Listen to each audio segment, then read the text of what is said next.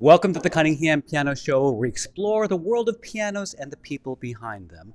I'm your host, Hugh Sung, and in this episode, I have a very special guest, one of the co-owners of Cunningham Piano, Rich Galassini. The man, the myth, the legend. Hello, Rich.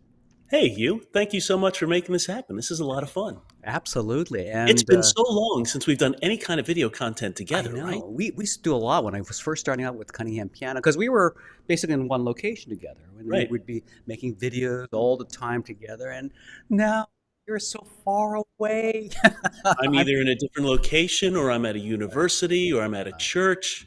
yeah, It's all that. well, that and the fact that we grew from the time that I started. We had only one store location, which is, we started here. Of course, the store was in Germantown for many, many That's right. years. We moved to King of Prussia, all of us. And then we grew and expanded to where you are right now, Cherry Hill.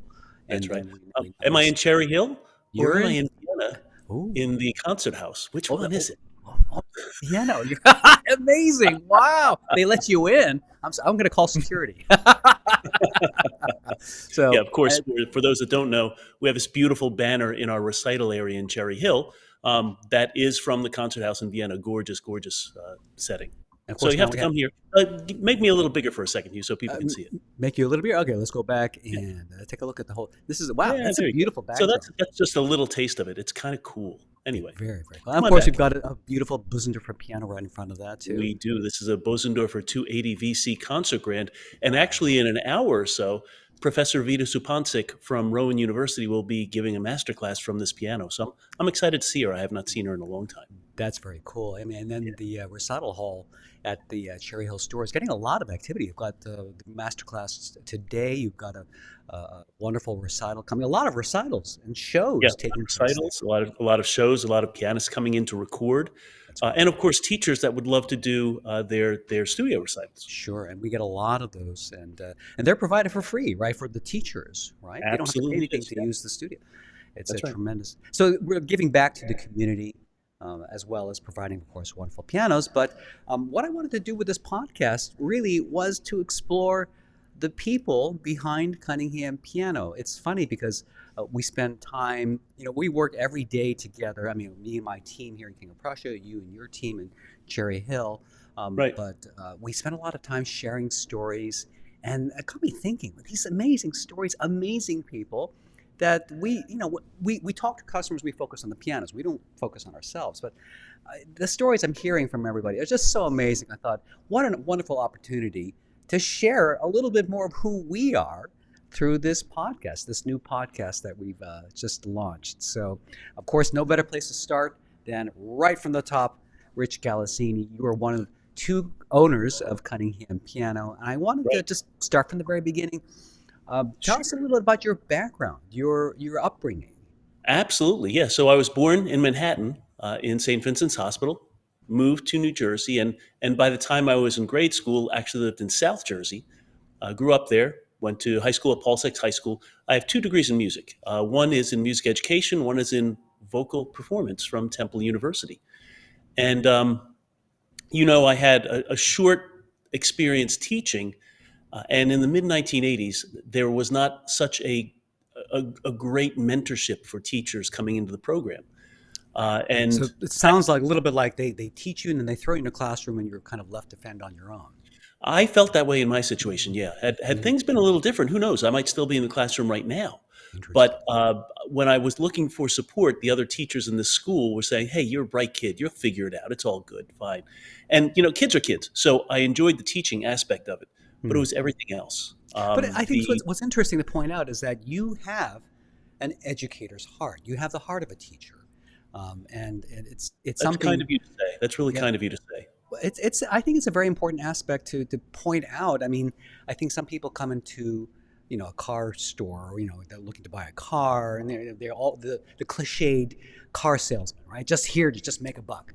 You come Right. into a piano store, I think some people would expect the same. A piano salesman are just trying to sell a piano, but your approach, from what I've observed and how I've learned, is really taking the educator's approach. And I can see now with your experience in music education, brief as it was, you have the heart of a teacher, and that comes through whenever I hear your presentations working with folks who come to our I stores. think that's true. I have never thought about selling Mm, pianos, like making the sale. mhm, I really, if you educate somebody and show them what the options are, it becomes much easier, and they understand that you have concern for them. mhm. And Yeah. and I And have customers that stay in touch or drop off something. Well, you guys have that at King of Prussia too, of course. We all have that where we have yeah. special relationships with customers because they appreciate what we're doing for them, right? And many of these customers have just gone on to become lifelong friends of Yeah. us and the company. It's just wonderful. I'm sorry, I'm interrupting your life story. Well, that's Um, okay. I mean, you and I are an example. I've known you for 30 years, right? oof. Right? And we wound up working together, but even if we didn't work together, we'd probably still get together for lunch every so often, Yeah, right? absolutely. Yeah, I mean that's the thing. We've been friends far longer than we've actually been working together. That's But right. let's focus back on you. So you were teaching. I'm curious. Before your music education degrees, vocal degree, Right. and music education degree, did you ever have any experience in sales? As a matter of fact, being a music education, you set me up for that. Yeah, I So, sure did. music education major, I saw for a summer job, I saw this ad in the Philadelphia Inquirer. There's a new learning program that will be affecting the communities. And I went to an interview, and it was a bunch of books, programs for little kids growing up through high school, and it culminated with a set of encyclopedias. And I thought this was just the cat's meow. And as a student at Temple University for the summer, I thought, yeah, we'll go as groups and we'll go to neighborhoods and share this new learning program. And it was fun. I was very happy-go-lucky. I really didn't care much. I had fun with everybody that I spoke with, and wound up having a great experience. And I was selling stuff, but I wasn't thinking about selling stuff. Does that make any sense? Well, yes, but I think that you're leaving out the part that weren't you the top salesperson for I was someone that number two was. in the company that summer. Yeah. That's pretty amazing. So you had a Well, natural talent. the talent is people, though, really, right? Mm, So there were professional, call them encyclopedia door-to-door salespeople, right? That did that for a living, mhm. who I beat out because I loved it. I was happy-go-lucky. I had fun with people.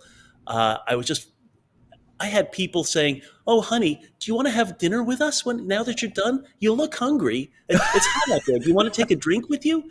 It was really Oh, sweet, and oh, wonderful. so I should share I was 19, 20 years old at the time.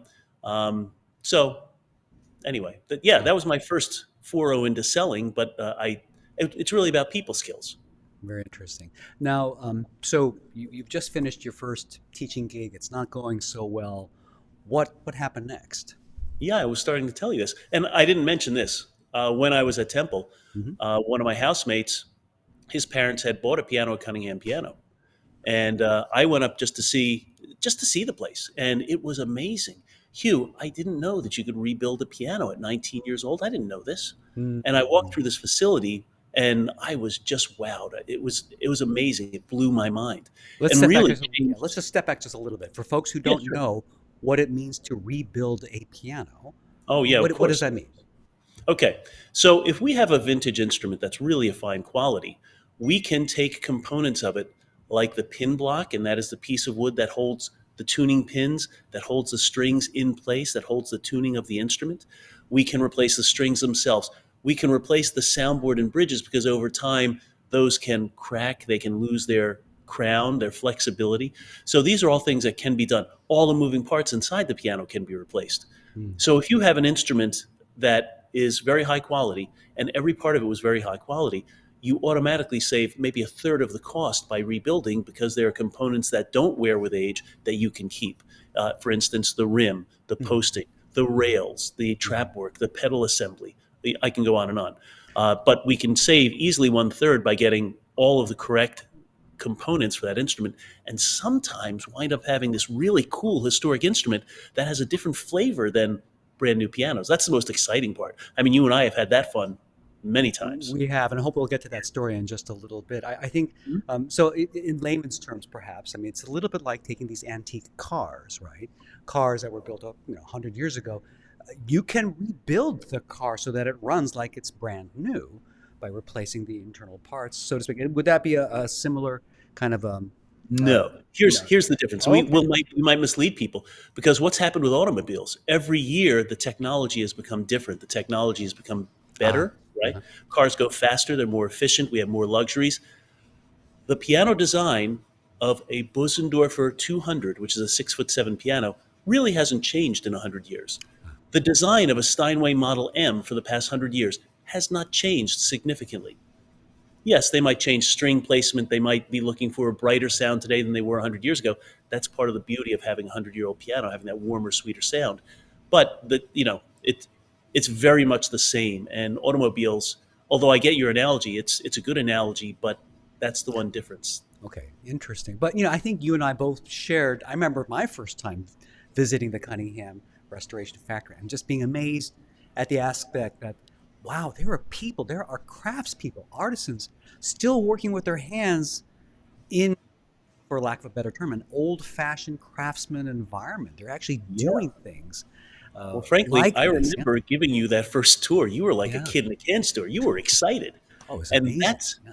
yeah, that's a very common reaction. Many people, and we've given tours to graduate students from a couple of the universities in the area, and these are professionals already, really, Mm-hmm. and they walk through just amazed. So, yeah, that's an amazing thing. It's like a step back in 100 years. And also, I think it's surprising how many professional musicians, and I know many professional pianists that have never stepped foot in a piano factory and have no idea what's inside the piano, and they get a Yeah, chance to see that. Yeah. that is a common thing. As a response to that, I have done several times, a couple times in universities, a lecture called "The Piano as a Machine," Hmm. and track the history of the instrument and track the history of the piano action with diagrams of historic actions, so the way it's changed and the way that it's gotten better. And now we might say maybe the piano today isn't as good as a piano 100 years ago. Maybe in some Hmm. instances, right? Hmm. Not all. There are Hmm. some that have really come on and really come on strong. Look at what Yamaha has done over the past 20 years, Oh, yeah, right? absolutely. Yeah.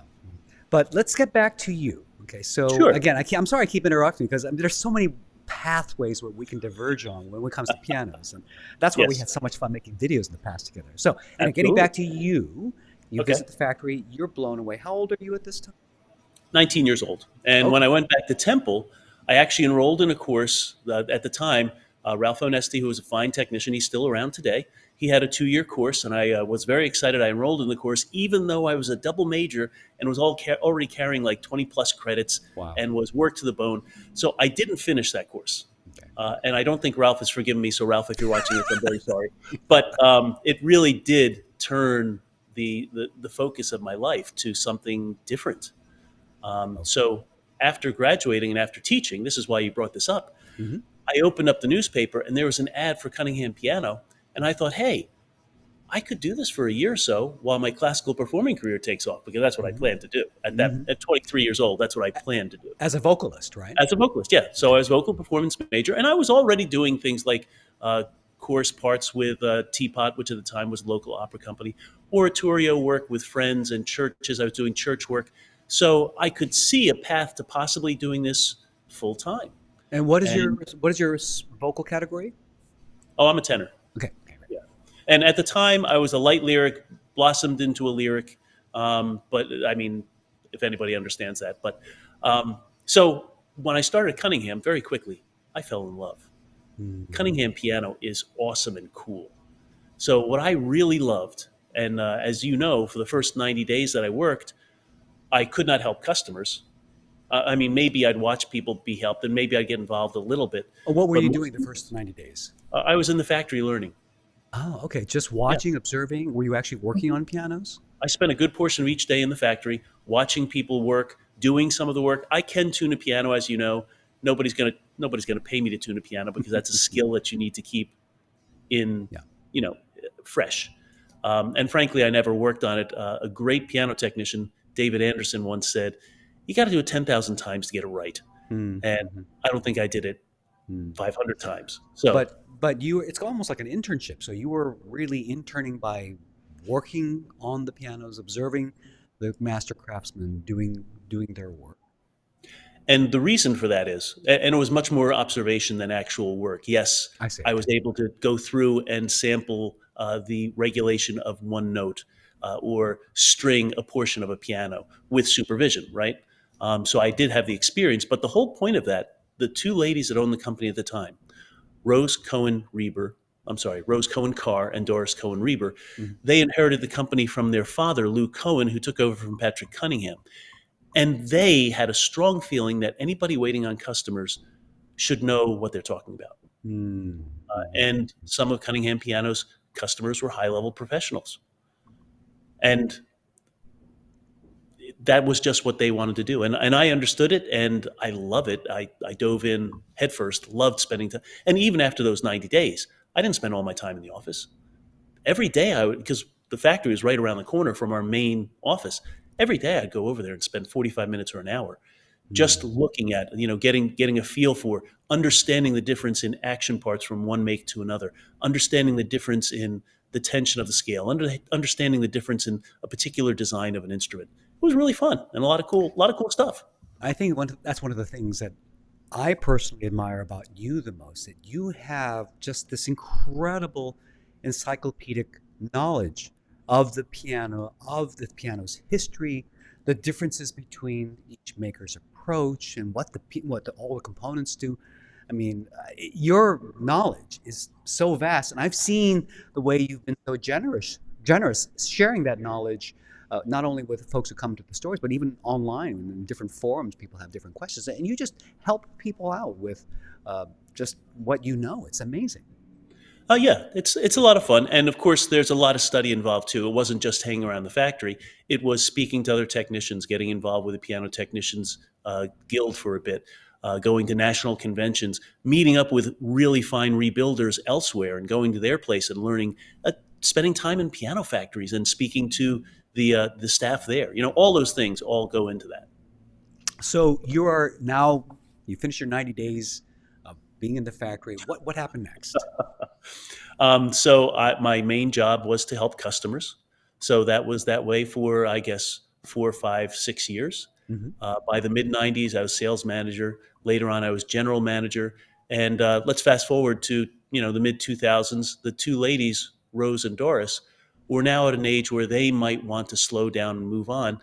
And they came to me and said, "Rich, you've been working this business like an owner really since the day I walked in," and it was true. "We think you should carry on." Whoa, okay. Well, there's a lot of complications there, and I realized that this is not something I wanted to do alone. Hmm. So another longtime employee, Tim Oliver, who I was involved in hiring, actually, um, I went to Tim and I said, "Tim, I want to do this, but I don't want to do it alone. I want to have somebody that I can have their back and have somebody who'll have my back." And we chatted through, and yes, it all worked out, and we've been business partners and friends and colleagues, and it's been a great partnership. That's something very special and very rare. I mean, I'm just thinking back to my days when I was co-founding AirTurn, the little company that makes these hands-free Not page turn so pianos. little. Well, not so little now. They've actually grown Right. quite a bit. But I remember, you know, choosing a business partner, a little bit like getting married. I mean, you go through some very stressful times, running a company. There's so much to deal with, and you really want somebody not only who's competent, but somebody that you like and somebody that you respect and somebody that can complement your talents. If you were to describe? I mean, obviously we're still here. You two guys are still talking to each other, so it's all good. But Yeah. could you maybe describe? I mean, for me, I mean, if somebody were to ask me, with me and my primary business partner, I mean, we had very different characteristics, and You did.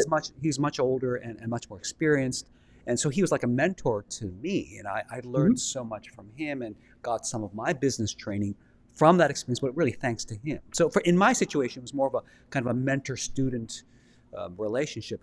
How would you describe maybe the differences between the way you and Tim work and the way your various strengths and what you bring to Cunningham Piano?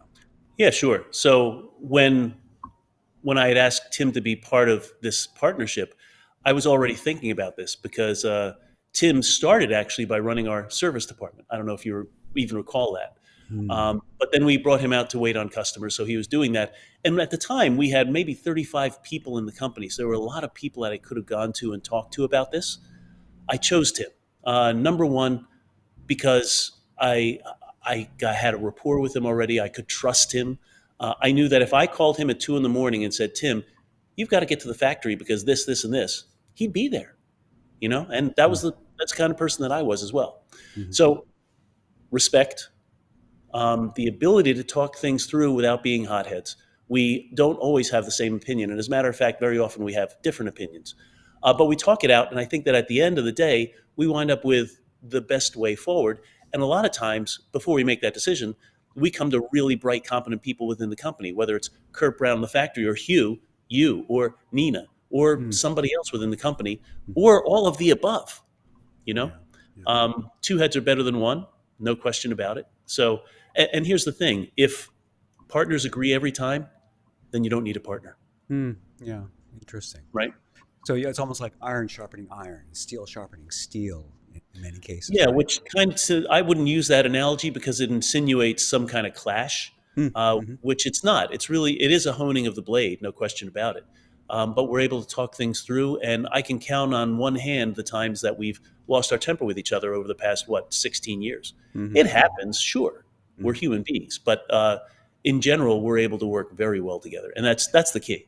And I think what's also interesting, I mean, speaking as somebody who works here, Mhm. both you and Tim have managed to create this atmosphere of family.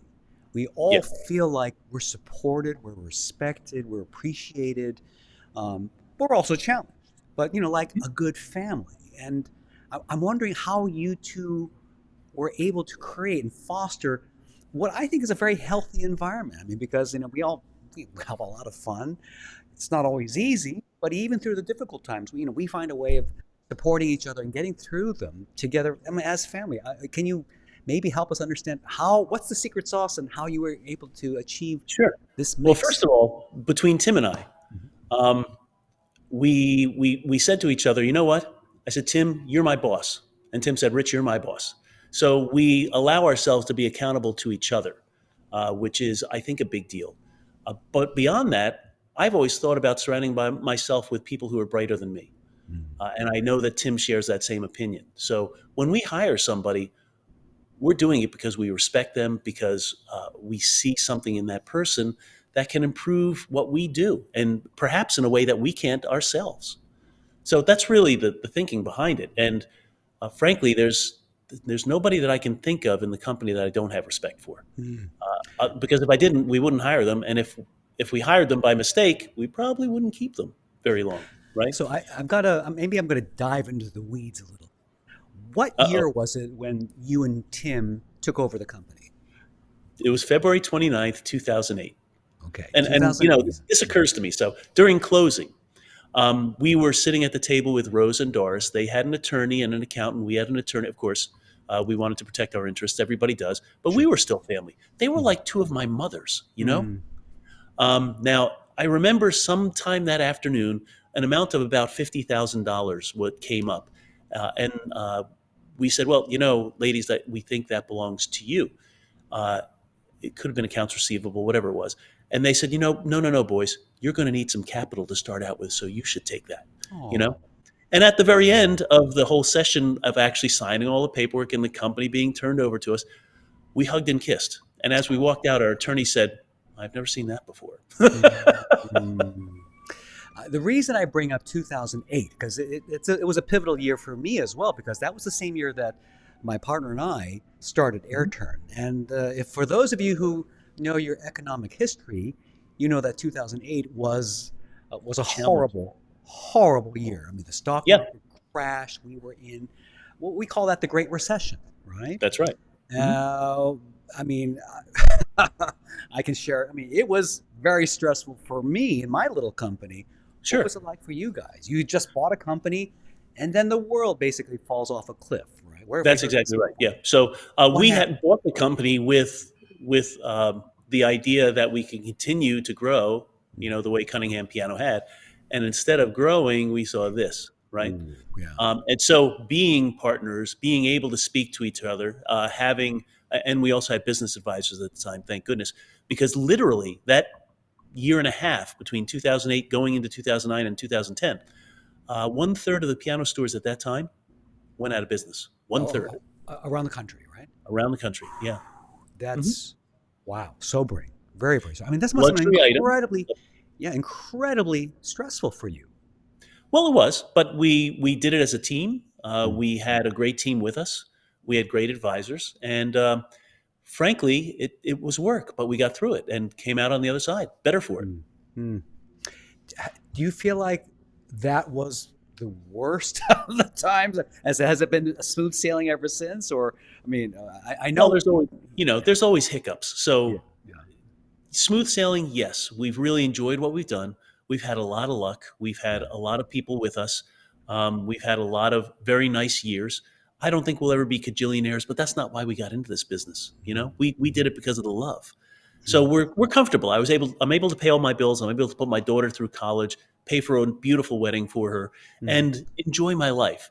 Mhm. Will I ever be a cajillionaire? No, but that's not why I'm doing this. I'd like to be a cajillionaire. Hmm. Well, maybe you can be. Sell like 10 times more pianos. Do that. Yeah. Oh, So now, how many years at the time of this recording? How many years now have you been part of Cunningham so let's see, Piano? 2002. For me? For you all, I mean, all from the first time that you started Yeah, your 90 days working to where you are now, approximately how many 38 years? years, How many 37 years? years. So a lot of years. 37. Yeah, something like Wow. that. Yeah. Wow. That's Mhm. amazing. I'm wondering, in all that time, one question I'd like 36. to ask you. Sorry, 36 years. Okay, even so, that's a long time.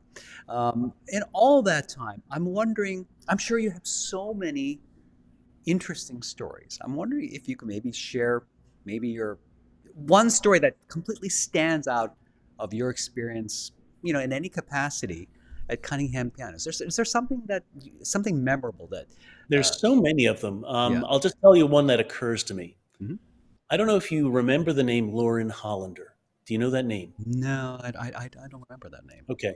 So Lauren Hollander he's probably 15 years older than I am. Mhm. And so I'm 58, so I'm going to guess he's in his 70s now. Total guess on my part. Okay. But in the 1960s, 1970s, he really was a wunderkind pianist. Mhm. But since then, he's gone on to social activity. Really standing up for children and young people, which is wonderful. About 20 some years ago, we hosted the Philadelphia Piano Festival. It was a weekend in a campus in Germantown, including Germantown Historical Society, St. Luke's, their sanctuary, our recital area there in Germantown. And our keynote performer was Lauren Hollander. And he did a master class beforehand. Now, this is a guy who has such a sensitivity musically and a sensitivity toward people. So I don't remember the piece. A young man who was a young pianist. He was an undergrad at one of the schools. I remember his name, but I won't say it now. He was playing for Lauren. And in the middle of the piece, Lauren stopped him and said, I feel there's a big stress in you. Something's happening in your life that's affecting you, right? Hmm. And this young man broke down crying. And it turns out his parents were in the middle of an ugly divorce. Now, Lauren Hollander could hear that in his playing. He never Wow. spoke with this kid before. Yeah. To me, that was amazing. And that evening, we wound up going out to dinner, and I asked him about it, and he said, "Well, I could just feel that. I could feel that there's something really wrong." He was, and Hmm. I can't remember exactly what his words were, but because it was so long ago. But that's a really cool thing, Hmm. Hmm. and that's what we deal with musicians. Yeah. One of the beautiful things is that when people are getting a piano, it's an exciting, beautiful, wonderful part of their life. Hmm. Now that leads me to another thing that happened. I had a physician who happened to be a research scientist in the cancer field, who came down from New York City to get a beautiful rebuilt piano from us. This is again years ago. He visited a couple times. He found the piano he wanted, and the last time I was getting down on myself because I had thought, geez, I could have been a teacher. I might have been a performer. Hmm. And here I am working in a piano store. I was getting down on myself a little bit. So his last visit, played the piano. We went to do some paperwork and we're sitting at my desk. And he could sense that I was not quite myself. And I said, it's because you save lives for a living. And I sell stinking pianos. Right? Did you say stinking pianos? I might have said that. I don't remember. But that was the feeling. But Yeah. he said, Rich, no, no, no. I see people at a horrible time in their lives. Mm. I do research to save lives, yes. But people, when I meet them, are horribly stressed. It's a terrible time in their lives, and I lose some of my people. But you see people at a beautiful time in their lives, and what you do helps keep people not ever to see me. You know, Mm. because the fact is, music affects us physiologically. It affects our mood. It affects simply physically. When we sit down and play for our own enjoyment, our blood pressure goes down, our heart rate goes down, the level of serotonin in our blood, the hormone that makes us feel comfortable and safe, that goes up. Cortisol, that's the fight or flight hormone, that goes down. So all these great things are happening in our bodies. Mm. And we're only just scratching the surface on how that affects our lives. So Mm. he really had a good point. It's interesting because I've had a few people come up to me in that same manner. They say, well, why are you working in a piano store? And I it's interesting for me though. It's like what a privilege. I get to share my art in a tangible way. It's one thing to play a concert. People are there, you leave. It's a very transitory kind of experience. If I may interrupt you for a moment, may I? Sure. Yeah. Okay. So the beautiful thing and why you love doing what you do, I Mhm. feel, because I've watched you work for years, is that yes, you are a wonderful pianist. You're one of the finest pianists I've ever met in my life, and Oh, I've met a lot of them, oh, thank you. But you share a passion that I do. Hmm. We share the same passion in Yeah. whereas some piano stores you walk in and feel like they're exclusive. They do business in exclusivity. Hmm. We try to be inclusive. Yeah. We Hmm. want to help everyone have that same wonderful experience with music that you and I had growing up, whether or not they do this for a living. We have some wonderful engineers out there who have had some great benefit from being Sure. pianists and delving into music. Hmm. And you and I share that. You've demonstrated that to me many times, time and time again. So I think that's why you enjoy where you're at. Oh, absolutely. It's a Yeah. way of helping more people have the gift of music in their lives in a Mhm. real beneficial way. So it's more than just getting a piano. It is opening their ears, opening their hearts to appreciate beauty. I mean, who is it that said that art is science or the other things are the reason we work, but the reason we work or to do the things we do is to enjoy beauty and poetry and music and all those things. So, right? Yeah, you certainly paraphrased the quote, and I'm not sure who said it, but you got I the think I point. said it right, but Yeah, something along those lines. But right. art Well, is I the think it was reason why. Rachmaninoff that said, Mm. "One life is enough for music, but music is not enough." Wait, music is enough for one life, but one life is not enough for music. Yeah, there That's you what he go. said. That's a really Something good like one. that. Anyway, Yeah. yeah. Rich, thank you so much. I'm going to wrap up with that. We're going to have you back. We're going to talk about more different things about pianos, about our stories. But thank you so much for taking the time to share your stories with us. Well, I thank you for doing the whole podcast idea is wonderful, and hey, we get a chance to do a video again. That's really cool. Woohoo! We'll do I many, missed many it. more. Thanks, man. Anyway, for the Cunningham Piano Show, I'm Hugh, and this has been And I'm Rich. Rich Galassini. Thank you so much for watching us, and we'll see you guys next time. Bye bye.